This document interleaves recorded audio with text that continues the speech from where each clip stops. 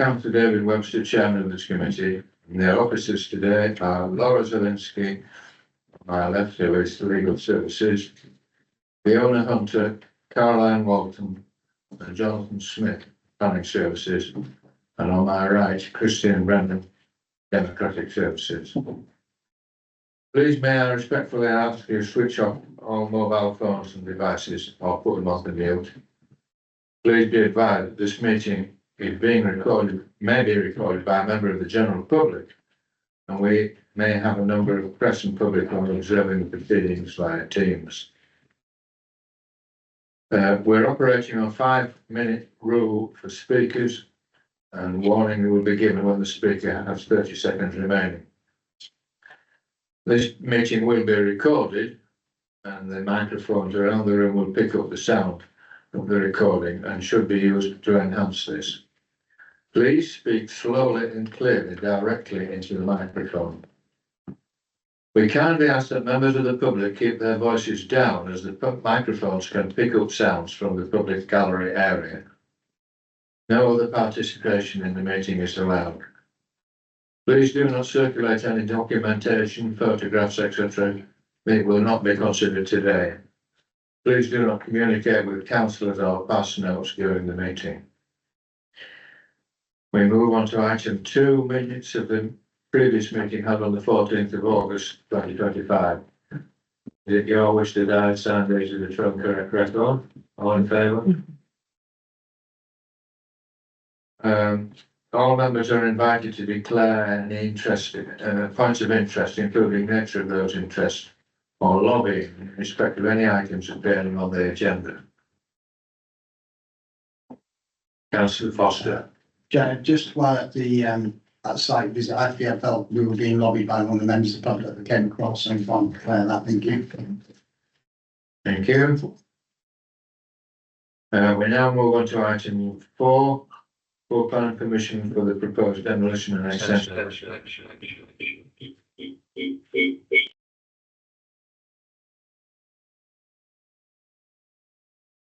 So I'll keep that off. For an application from Morris Grange. This will be presented by Jonathan Smith. Thank you, Chair. So this application was previously considered by Planning Committee in October last year, resolving to grant permission delegated to the Head of Development Management.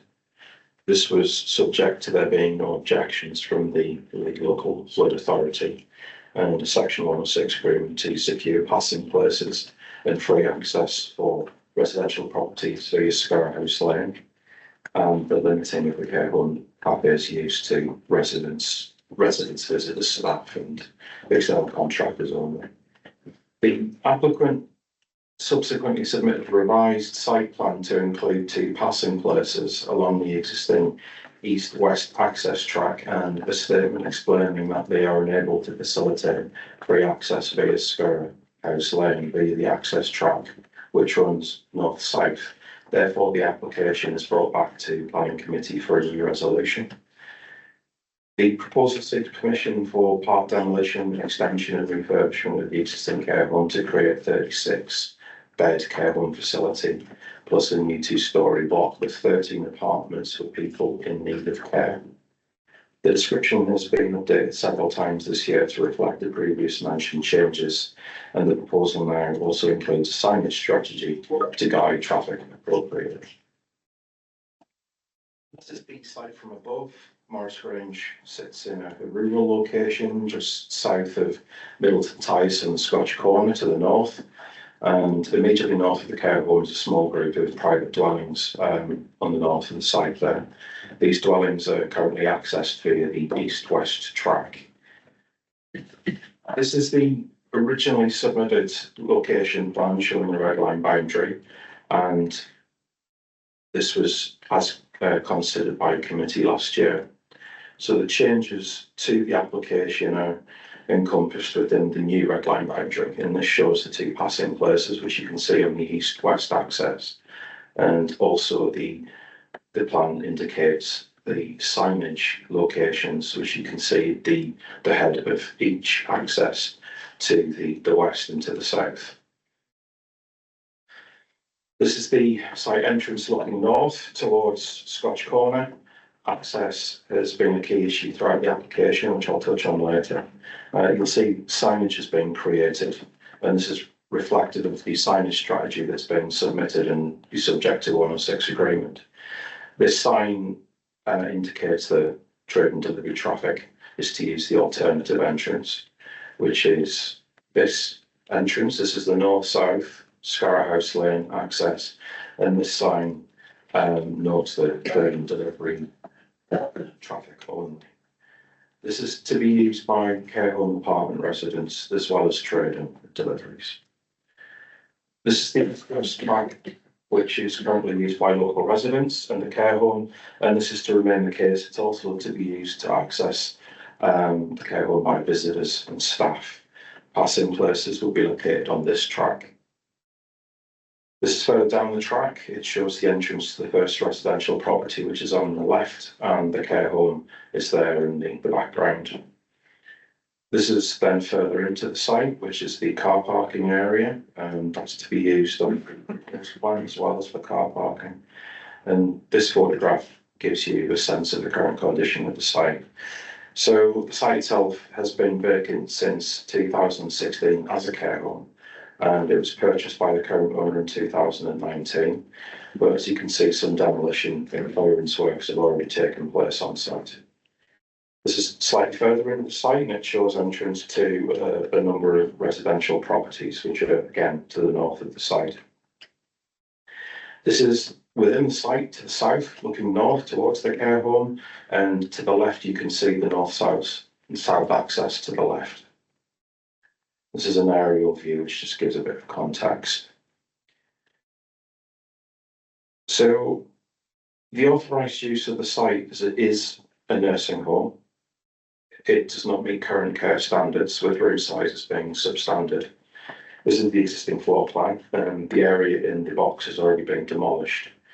The care home, as I say, was last operated in 2016, and it cares for 71 residents. This is the proposed refurbish plans. Externally, there's very minor modifications. The care home will be modernised to meet current standards and provide a 36-bed facility down on the previous 71.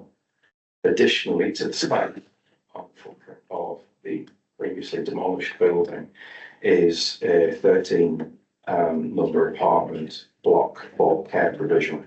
There's 9 one-bedroom apartments and 4 two-bedroom apartments. These are specifically for people in need of care. The development also includes associated access improvements and the provision for car parking. There will be 36 people employed to operate the care home. To the southeast corner is as I said, the proposed care apartment, which sits atop a footprint of the similarly sized building that is demolished. It's mostly on what is ground floor going into sub-ground floor. Looking at it from the side, you can see there that there's some parking underneath, a bit of undergrounding, but it's mainly ground floor with 2 floor at the southern aspect of the site. In terms of the acceptability of the proposal, the principle is considered acceptable. Technical matters have been addressed. Technical consultees have no objection to the proposal, subject to condition. Of note, in relation to the previous decision, the lead local flood authority have confirmed that they have no objections to the proposal. In terms of affordable housing, there is none required as the site benefits from a vacant building credit.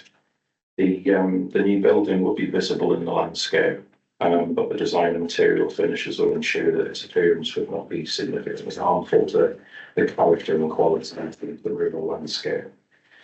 There'll be no significant adverse impacts on neighbour amenity or privacy as a result of the proposed development. The access and parking arrangements would have no adverse impact on neighbour amenity also or highway safety. Adequate provision can be made for foul drainage and surface water runoff, which can be secured by a condition. Details of renewable energy and climate change mitigation can be secured by planning condition. Adequate provision can be made for retention and protection of identified valuable species of trees. A landscape condition is recommended, and that will secure an uptake in biodiversity net gain. The cafe within the care home will be restricted by condition rather than originally section 106. The Maverick passing places has been addressed and two are to be located for the sale on the access track which runs east to west. So because this application now enshrines some of the details we intended to secure by section 106, the section 106 is now slightly changed, and that is now limited to securing occupancy type, proposed care services, the inclusion of the signage strategy, and the as have already been included with the application. Strategy, which members have already seen in the previous photographs, are designed to direct commercial traffic and care home traffic apartments traffic via the north-south access and all care home and residential traffic east-west. This was a concern raised by parish and residents, explaining that specifically the access that runs north-south has been available to them for a number of years, so their right to access is enshrined in law. Now, this is a civil matter for the landowner and those deriving any benefit from the access to assert, and so it's not part of the planning consideration on this application. The local highways authority reviewed the proposal, including the passing places and the signage strategy, and they confirmed they have no objections. So the recommendation therefore is to grant planning permission subject to section 106 agreement and the conditions as listed in the committee report. Thank you, Chair. Thank you, Mr. Chair. There are no public speakers, so I'll turn to the committee. Councillor Foster. Thank you, Chair. Just a slight, just so I've got this right. So the passing places are still there, but they've been shrunk in size, but that's still, the highways are still happy about that and it's still functional. So the original proposal had no passing places, and the resolution was to grant subject to section 106 at committee requesting passing places. Those passing places have since been incorporated into the red line of the application, so they can be considered as part of it. They're no longer a part of section 106. They haven't shrunk in size or changed location. This is the original and the first proposal for passing places. Okay, thanks. I know there was a lot of debate about that last time. I just wanted to clear that. Thank you very much, Chair. Over to the committee for proposal. Well, I'm going to recommend we approve this. So I'm going to propose we accept it, and the fact that I think from what's going on before and the application I've seen from I don't see any material matters really to refuse this. And I think it's improved because of the passing places. So I'd like to propose we grant the application. Thank you, Chair. Councillor Watson. Thank you, Chair. I'm happy to second the motion for approval. We have been here before. The changes that we've seen are minor. A little disappointing that the access route that residents have managed to use since the last 20 years has been excluded. But the development itself, I believe we've approved it all in principle previously, so I don't have a problem seconding this. I'll ask Laura to say something before.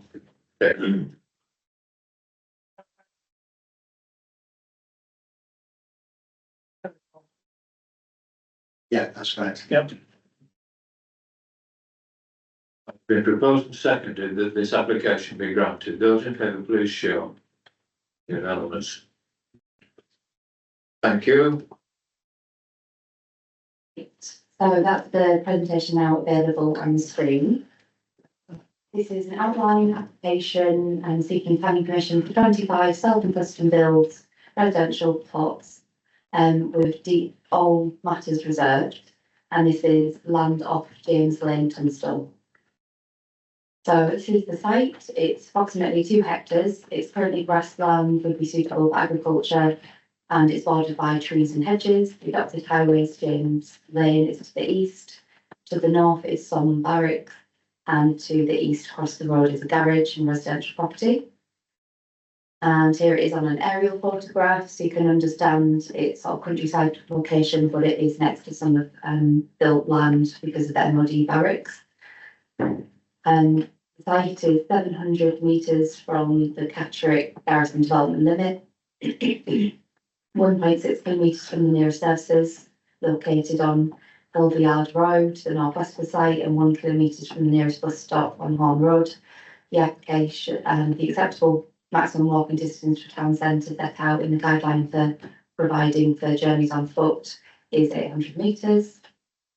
And moving on to some site photographs. So the application site is on the left-hand side, and the top part of it, the northernmost part, and we're looking northwards here.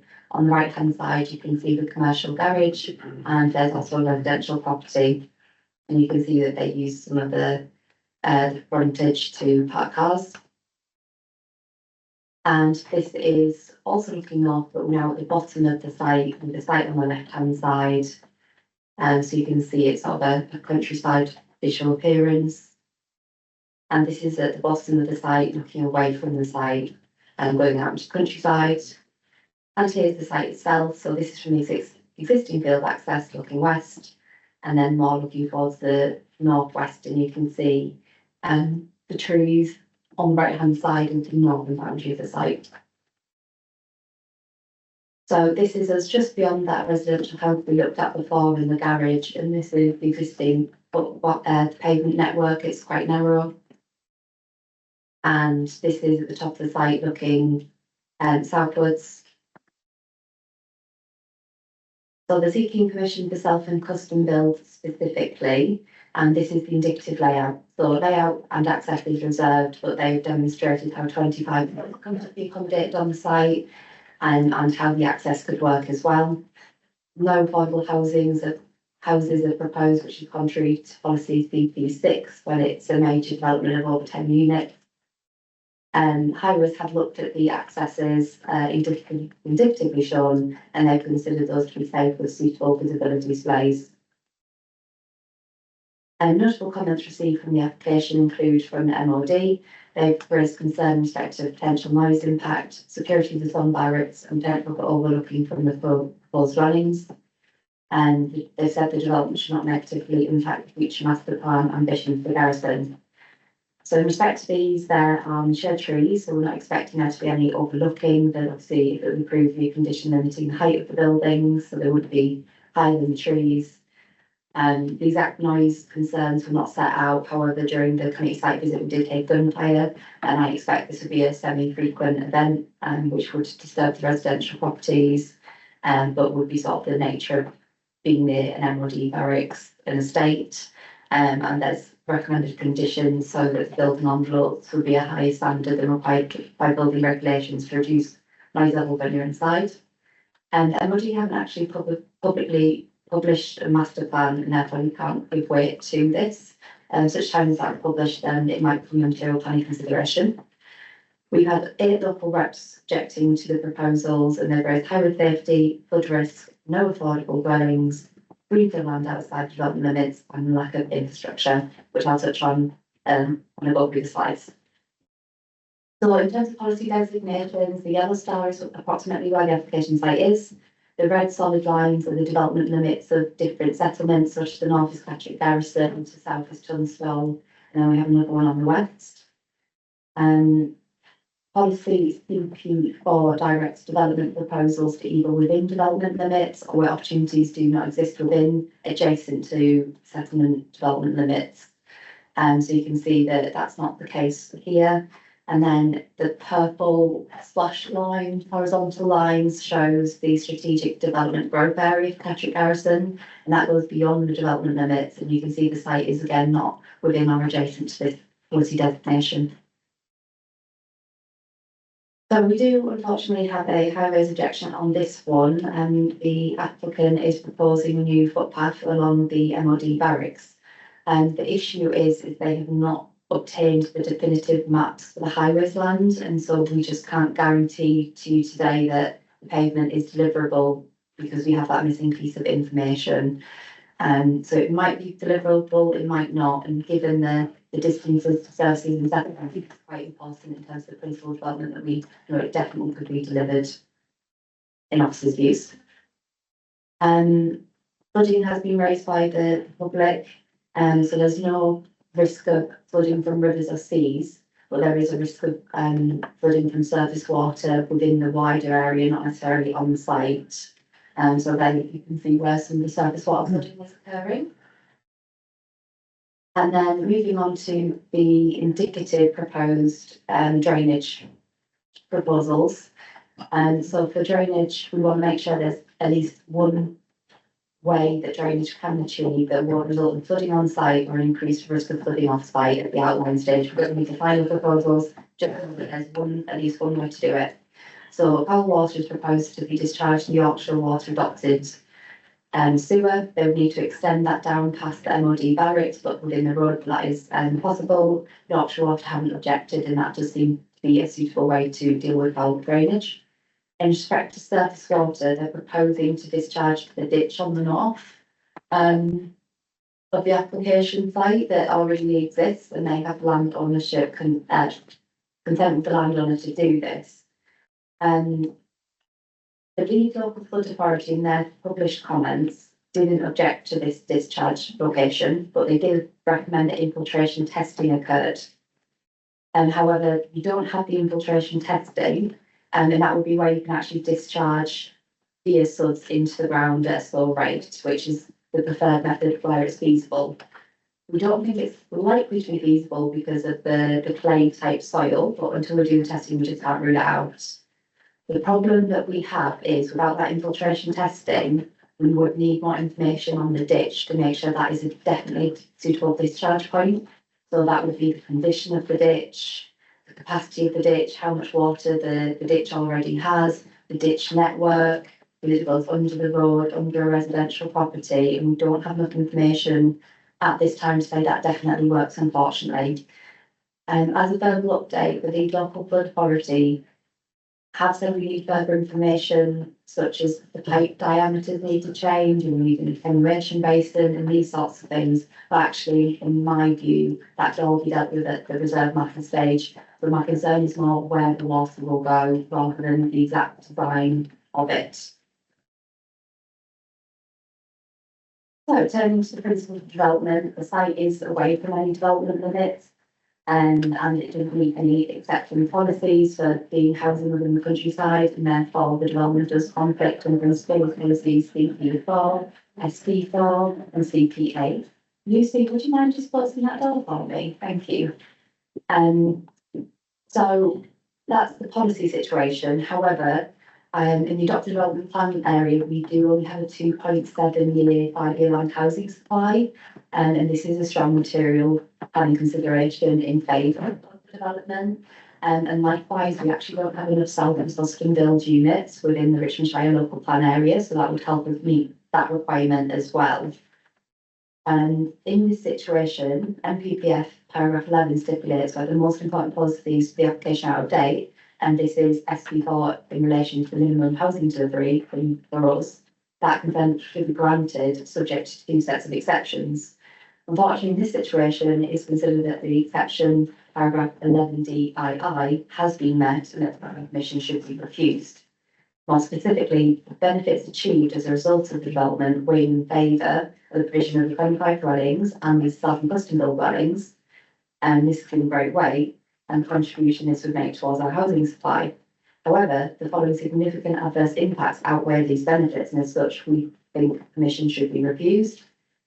And these are the application site is in an unsustainable location, encroachment into the open countryside, impact on highway safety because of the non-level we can deliver footpath, lack of affordable housing provision contrary to policy CP6, and insufficient drainage information to demonstrate that site can be adequately drained from surface water. As such, the development does not accord the MPPF. As such, paragraph 11DII of MPPF advises in this situation the permission should be refused. Thank you. If we have the first, we publish this application is Jason Tate, who is the agent.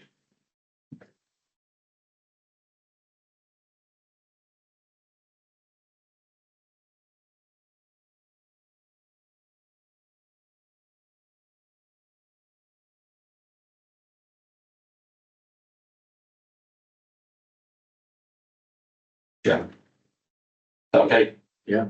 Brilliant. That's fine. It's a little bit nearer. Can you hear me okay? Yeah. Also manually lift it up and bring it closer if that'd be more comfortable. Okay, thank you. Shall I start? Do start.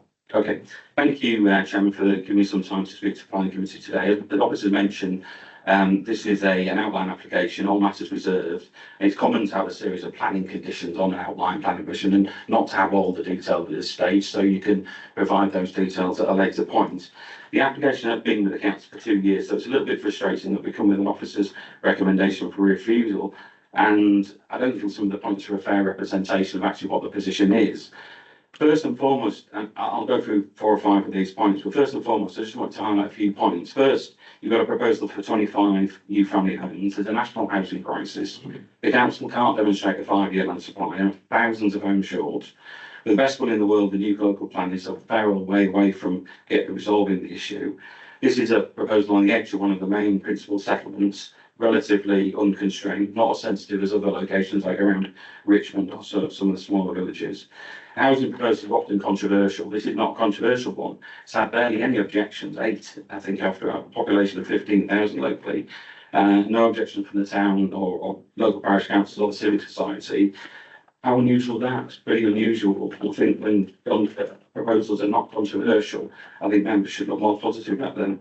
In terms of the points of detail, first, mention is made of the officer's report about the development limits. Well, the development limits are said in your own website and your own local plan that the Catterick Garrison area doesn't have an up-to-date development limit. It's an old one from the 1990s that relates to the small villages. The wider area of the garrison has not been defined. You were going to do that in your new local plan. When you did do it in your new local plan, the development limit was defined next to this site because it was updated. So the development limits are completely out of date. So the fact that it's outside the development limit is a complete red herring. It's next to the main book confines of the settlement. You can obviously see that. It's not isolated in the countryside. You can see that on the aerial photograph. Second, is it accessible to services and facilities? Mentioned remain at about an 800 metre walk distance, but with wider guidance that says most walking can take place up to 2 kilometres. There's shops and services within that. The school's local. There's a bus service that provides an hourly bus service to Catterick into Richmond and Darlington, only a short walk up from the site. And the council actually granted 170 homes diagonally opposite this site only a few years ago. So how could that be sustainable and this one's not? Third, drainage, late request. I mean, drainage designs are not fully worked up at the moment. This will not increase any additional surface water drainage off-site because we're going to attenuate on-site. And there are standard conditions that are always imposed in respect to drainage. So I don't see a problem in putting that standard condition on. Highways, yes, they want that access. They're not objecting to the access. They want the footway. There is a footway on the other side of the road. So this is an additional new one on the western side of James Lane. They want a minimum of 1.5 metres. Most of it we can provide at 2 metres. There's a very small stretch that's 1.39 metres. So it's 11 centimetres short of the widest for a very short stretch. And that's all we're really arguing about. Affordable housing, completely wrong. We've never said we wouldn't be providing affordable housing. Of course we'll be providing affordable housing. It's in your policy. There's a requirement for affordable housing. We will be providing it. The only thing officers have got right is the need for housing. So there's a significant weight to the growth because of the housing supply shortage. There's a significant weight for self-build that's in high demand. And the tilted balance applies. That's where the balance sits like this. You start like that. And that's how the tilted balance works because of the housing supply position. I hope that members' weighting scales work better than officers. When the significant weight of new homes, including affordable and self-build, against next to one of the main sustainable settlements in the area, is counterbalanced against what are relatively minor issues that can be dealt with by condition and with providing affordable housing, then it can't completely tip it the other way, especially when even officers accept that significant weight should be given to these housing elements. You can condition drainage. You can condition that footpath link. You can deal with section 106 for affordable housing. That deals with those main principal points. No problem in those. Fully signed up. You could do that today. I can defer and delegate to officers, and we'll negotiate those with officers to make sure they're in place. So you should be able to approve this one today, or at least defer and delegate approval to officers to deal with those detailed matters. It's not a controversial site. These are relatively straightforward matters that should be dealt with by condition, and this is no doubt next to the main settlement and one of the principal settlements in the district. Thank you. Thank you. Now members, Councillor Watson. Thank you, Chair.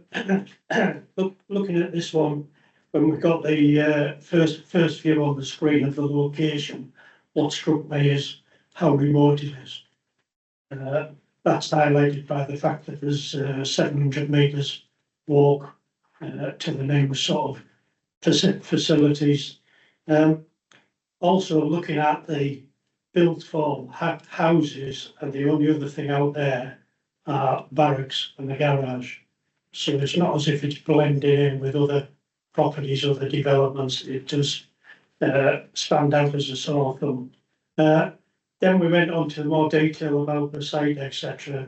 And to my mind, there's too many complex issues for self-build, custom build. If this was to be developed, it would need significant investment, and I'm not convinced that self-build custom would deliver that. Based on that, I'm happy to support the refusal. Thank you. Councillor Foster. Yeah, thank you, Chair. There's a lot of concerns with this. I personally don't know how you can, when you're doing self-builds, you can say you can get affordable housing. I don't know how that works. You're going to get people to specifically do that. So there is a housing need. I agree with the agent, but I don't see this as being building for what we require in the area. This is not specific. We need social housing. That's the number one that we need in that area. And I agree with Councillor Watson, exactly the same thing. So I'd like to second that recommendation on for the reasons of all 5 points that was brought up in the recommendation. Thank you, Chair. Councillor Hugo. That thing doesn't work. Yeah, thank you. I'm kind of agreeing with the proposal and the seconder here, but I've just a couple of points. First of all, on the sort of outside the limits, it's not clear but we have the army barracks next door to it. Does that impact at all on the limits regarding the? Does that not come into play? You've shared the two areas there, but not the army barracks. That was the first point, and then the second point was obviously the flooding, the flood risk. This guy that lobbied us, or he didn't lobby us, but he was really concerned about flooding. We've got the Leeds Flood Authority have put it sort of objected, and then they seem to have come round to it later on in the report. So I just want some sort of full clarification on the flooding as well. So those are the 2 points really. Yeah, no.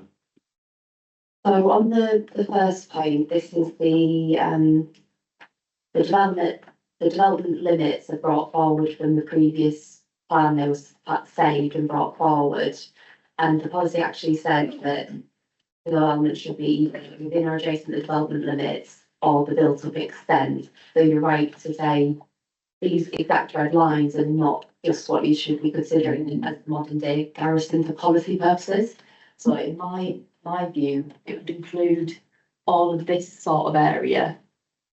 But I think there's quite a clear separation from this area to this area, in my view, where there's a lot less development, it's more sporadic, it's a lot of MOD.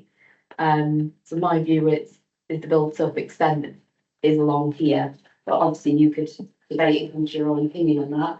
The purple is the strategic growth direction. So unlike other parts of the plan, Labour, the Patrick Garrison, actually, this is where development would be supported. So it's close, but it's not actually in or adjacent to the strategic growth direction area where we actually could potentially allow some more development. and the housing permission for 170 units, I think is partially within here, but not fully. But that did have a restriction, there was for military personnel, so I think they had to do like a site search for where they put those 170 houses, so it's not quite so clear cut. In respect to drainage, yeah, there does sound like there's some people concerned about some flooding that's occurred. And I just don't have enough information to guarantee that there's at least one place we can put that water that is going to work and won't result in flooding off site at this moment in time. In most circumstances, there is a solution. I just can't guarantee it. And usually you do get that upfront at the outline stage because it affects the principal development, making sure that you only grant housing permission for sites that are going to be safe from flooding or causing flooding off site. Can I just come back on that then? Yep. Yes, so basically, I think one thing that can, in the eyes of the public, make a planning committee look foolish is when we approve something that where the planning officer can't give us enough information on flooding. I mean, there's not one thing that annoys the public more than anything is where the sea standing water, which somebody's approved those houses, what are they doing there when it floods? So I dare say one day this will probably be built, but we just need more information, don't we? So I totally concur with the two, the proposal and second. And Councillor Morehouse.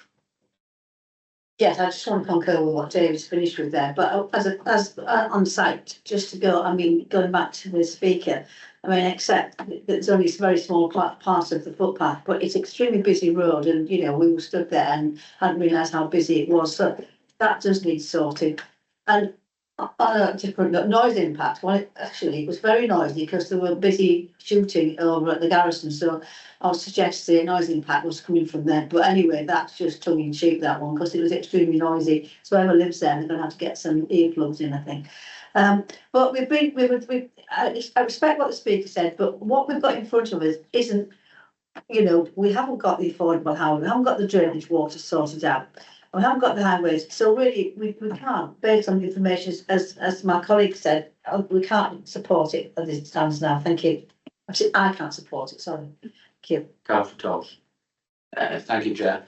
Just based on what officers have said and under number 2.8, it clearly says no proposals have been put forward by the applicant in respect of affordable housing provision. Well, that's, you know, clear as black and white, but the agent who brought up quite a few valuable points, I thought, seemed to sort of just say, well, of course, you know, it's good. Surely that sort of thing has got to be in the application and in documented in black and white. Not just, could you just clarify that, please? Yeah. Yes, so the absolute best practice is you submit heads of terms as a applicant that sets out what you're proposing to put in the Section 106 agreement, which would be the affordable provision. But even if you don't do that, you can still put it somewhere in your submission, a covering letter, the planning statement, the design and access statement. And whilst affordable was discussed, there was no definitive, we are proposing affordable and at what level that would be. But yeah, if you thought the principle of development was acceptable and you wanted us to go away and work on those technical matters and to negotiate affordable, we can do that. There's no point taking up more of the applicant's time if we don't think the principle's acceptable. So when we get to the point the principle's not acceptable, we don't ask for any further amendments. But and I don't think we've received any offers of affordable in writing. Any more? It proposed and seconded this application to refuse for the reasons given at the end of the report. Those in favour of refusal, please show. Unanimous. Right, thank you very much. Now we go on to Patrick Garrison. It's not any conditions. The relocation building and land renovation with specifications. And it's Caroline.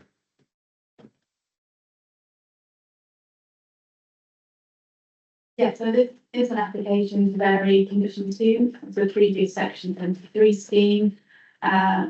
Chairman has kindly just outlined, that's to relocate the building, make minor elevational and specification changes, affecting the external appearance and hard and soft landscaping areas, and also the removal of parts B and D of condition 22, and that's on land to the east of 42 to 44, Richmond Road, Patrick Garrett.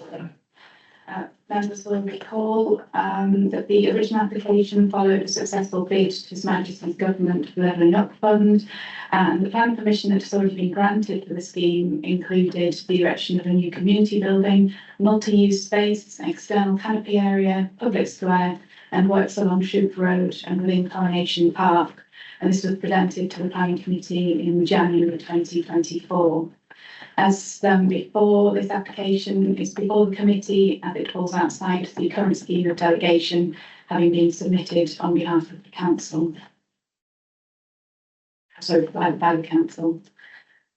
This slide shows the extent of the application site boundary as outlined in red on the left-hand side. And a similar image depicting local features, including Lead Mill Beck, which runs through the site from the southeast to the north. And the eastern side of the application site comprising Coronation Park, which is already connected and accessible from Shoup Road and links through to existing residential estates to the north and east. Further afield is the Prince's Gate Shopping Centre developments on the western side of Richmond Road and the Catholic Leisure Centre beyond that along Gough Road. And there are two existing supermarkets, Tesco and Aldi, to the west and south. Existing crossing points along Richmond Road, which we'll come on to later. The recently approved Catholic Integrated Care Centre is located on the opposite side of the A6136, which is also one of the key routes in and out of Colburn and the Garrison. I included an extract from one of the approved plans. This is just to briefly recap on what has already been approved. So you can see there that the ramped access to the left of the image and mini plaza with accessible link and new public square. There are also improvements to Coronation Park, such as the creation of new play areas and the upgrading of existing footpaths and cycleways, and that includes a new cycle link. And there are three main building structures, the Community Enterprise Centre, a multi-purpose event space, Here's a reminder and some photographs of the site. That the left-hand side towards the top was taken before existing buildings were demolished. And the image on the right, taken in June this year, this was a Google image, and that shows the site following demolition. And it looks across to where those main building structures would be, as I say, on the left-hand side of Shoup Road. The next image, this is another Google image, again dating back to June, where the buildings have already been demolished, and you're looking down through what will be the plaza and across to where the community building and canopy will be beyond that. So setting out the proposed changes, I've provided some comparisons between the approved scheme on the left and the proposed changes on the right. I appreciate there's a lot of detail on those plans, so I'll just briefly outline the changes there. But the main change, one of the main changes is the relocation of buildings 1.8 metres to the east. This is required due to the complexity associated with diverting high voltage mains cable that runs along the north side of the footpath along Shoup Road. Relocating the building would permit foundation excavations and groundworks associated with the construction of the new building to commence and remove the activity of the cable diversion from the critical part of the programme. A statement submitted with the application sets out that if the building was to remain in its approved position, then this could result in a delay whilst the contractors wait the statutory undertaker to carry out the diversion. As a result of value engineering exercise that was undertaken, other changes relate to the public realm with the natural stone paving that was originally proposed, car parking, but now to be concrete block paving, which has already been approved elsewhere in the scheme. and there'll also be tweaks to seating, bollards and street furniture. And finally, air source heat pumps are now to be installed with a fenced compound just to the south of the main community building, and that's instead of the ground source heat pumps that were originally approved. On site, we discussed the position of the cable. I don't have an image of the existing position, but the agent has provided a plan showing the position of the cable after diversion, and you can just see that as a thick black line that runs to the left-hand side of the community building. There'll be some material changes, as already mentioned, that would include the replacement of the approved zinc cladding with anthracite grey powder coated steel. And the fenestration on the north gable would also be simplified, the Breeze Soleil feature removed, and roof lights and vents omitted, and grey air handling roof cowls installed. Next slide. The next couple of slides again show the differences between the approved elevations and the proposed, and really just to demonstrate that visually the changes are relatively, or considered to be relatively minimal. The overall appearance of the development would remain largely the same. Next slide. So in the officer report, it's discussed that the amended scheme would involve the loss of 2 of the 7 play areas to be created, which are the hedgehog play area shown in orange on the top left-hand plan, and the squirrel play area shown in yellow down on the sort of bottom inset of the left-hand side. The overall extent and amount of the play surface available in the active play area would also be reduced, and that's shown in red with a red dot there to show the active play. Also, as just like to refer to the update list, because there would also be a slight reduction in the amount of the safety surfacing provided and play equipment within the woodland play area as well. And that's depicted in green on those 2 plans. And so finally, the applicant seeking amendment to condition 22 of the last approval, which required a programme for the delivery of off-site works. Part B of that condition required improvements to the signalised junction of the A6136, which is the junction between Richmond Road and Gough Road, in order to improve pedestrian crossing facilities. Part B was localised works to the footway and curb line outside 32 to 34 Richmond Road to remove the vehicle crossover. In relation to Part B, the existing pedestrian crossing, which you can see on the plan there, was proposed to be relocated south to align with the top of the proposed pedestrian link. But as the development has progressed, it's been determined that the existing arrangement performs well, and that the feasible changes to the crossing would offer limited improvements for pedestrians overall.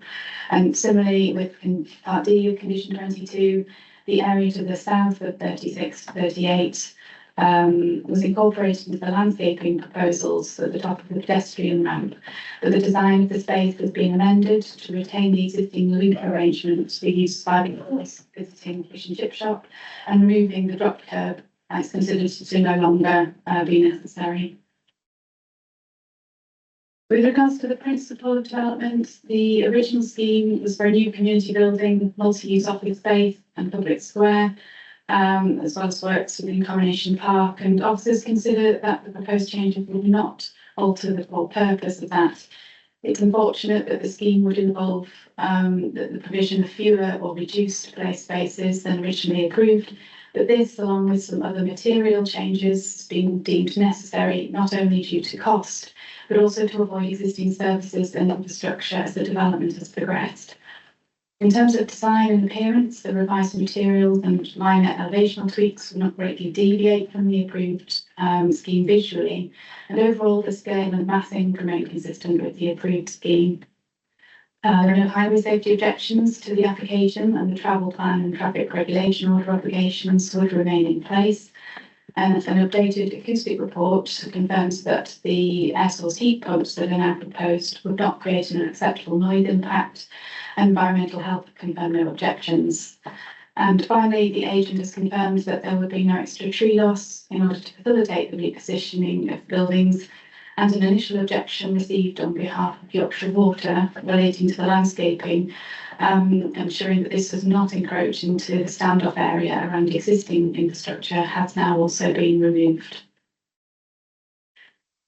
Overall, the economic development team are in full support of the scheme as before, and officers are of the view that this revised scheme would continue to provide a mix of internal and external community and office space, and is considered to be in compliance with the expectations of relevant policies within the adopted development plan, which are supportive of the development of mixed-use sites and the creation and enhancement of community, cultural and recreational assets. The officer recommendation therefore remains unchanged, which is that planning permission be granted, subject to the conditions listed in section 12 of the officer report. Thank you, Chair. Thank you. No public speakers, so it's down to Councillor Foster. Thank you for the report. I'd just like to make some comments on it first. Is that, I'd like to declare that's my vision and I've been heavily involved in the development of that area. It's unfortunate that we've had some loss of plays, but increasing costs, this has been a long project. It's been going on and trying to get over the road for, we've had a change of government, a lot of changes in this area, so costs have been going up while this has gone. And it's really unfortunate we've got some reductions, but I will say, I don't think this would be in front of this committee if it had been delegated had it not been for North Yorkshire Council. So I think the changes are very minor. I'm very in support of it. I think it'd be a great development, and I'm fully in support of it. That's all I'm going to say at the moment, Chair. Thank you. Councillor Foster, Councillor Watson. Thank you, Chair. I'm quite happy to second Councillor Foster's proposal. Sorry? Well, I'll propose it then. I think the 26 conditions as shown should cover every angle, certainly extremely thorough. And as with all big developments, there's always going to be some small changes as you go along. Also discoveries of things like where power cables go isn't quite where you expected. So I'm happy to propose that they're granted with the 26 conditions out as outlined. Councillor Thompson. Thank you, Chair. Yeah, I'm quite happy to second Councillor Watson's proposal, subject of course, as he said, to the conditions. Thank you. Anyone else? It's been proposed and seconded this application be granted. Those in favour, please show. That's unanimous. Thank you. Item 7, any other business? None as far as I'm aware. The next meeting will be on the 13th of November. Somewhere where there's no technical glitches. And therefore I close the meeting.